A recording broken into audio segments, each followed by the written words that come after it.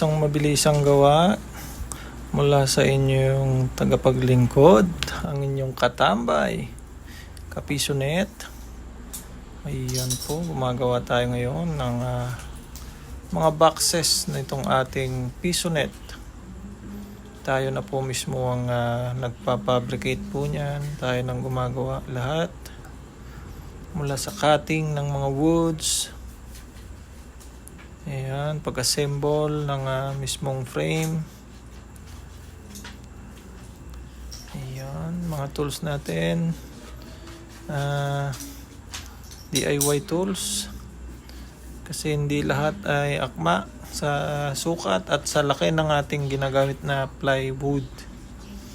Minsan binibitin tayo ng tools pero nakakaraos din naman. Ayan, mabilis ang gawa lamang po, time lapse, sapagkat napakahaba po nitong video na ito kung ating susumahin.